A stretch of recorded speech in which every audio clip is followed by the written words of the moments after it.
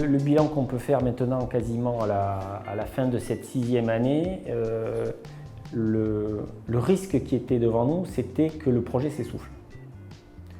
Et l'idée de se dire, le projet s'essouffle, on est dans une situation un peu installée et le nombre d'accidents de travail risque de remonter.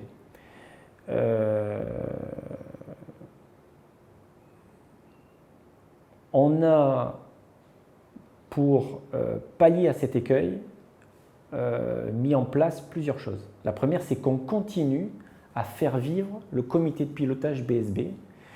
Il continue à se réunir à une fréquence moins forte, mais 2 à 3 fois par an, le comité de pilotage continue à se mettre en place. Ça, c'est la première chose. La deuxième chose, c'est ce que j'ai évoqué, c'est ces formations et ce recyclage obligatoire annuel.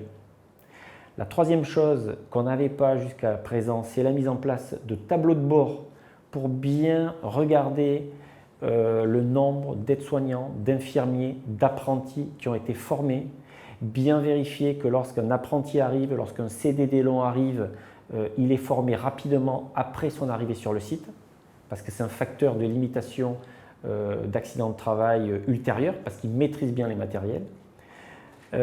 Et puis, on poursuit l'évaluation au quotidien des situations dans les différents services. Et ça, c'est tout le travail de l'ergothérapeute au contact de l'ensemble des soignants.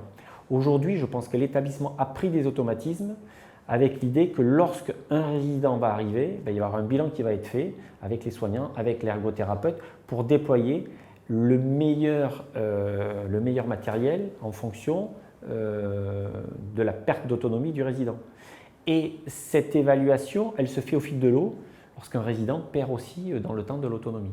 Un des plus beaux compliments qui nous a été fait, c'est que certaines de nos collègues nous disent qu'en fin de journée, ils sont moins fatigués et que du coup, ils peuvent profiter davantage des moments qu'ils ont en dehors de leur temps professionnel.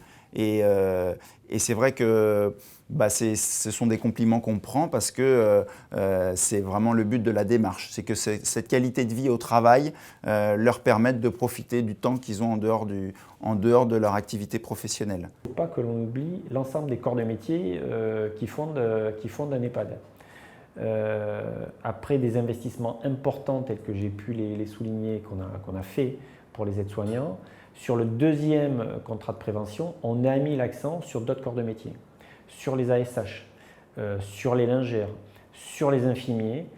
De la même manière, on a fait des analyses des postes de travail et on a déployé un certain nombre d'organisations, enfin en tout cas on a fait évoluer les organisations, on a déployé des matériels pour également réduire la pénibilité sur ces corps de métier. Si je fais un vœu, c'est que tous les établissements se mettre dans cette démarche-là. Parce que je pense le secteur retrouvera de l'attractivité lorsque l'ensemble des EHPAD auront déployé massivement des matériels de mobilisation justement pour réduire les accidents de travail, réduire la pénibilité, réduire les TMS.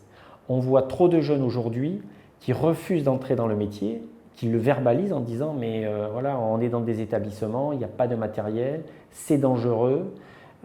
On se blesse et donc c'est un frein à l'entrée dans le secteur. Si demain la majorité des EHPAD ont déployé du matériel, c'est tout le secteur qui retrouvera de l'attractivité.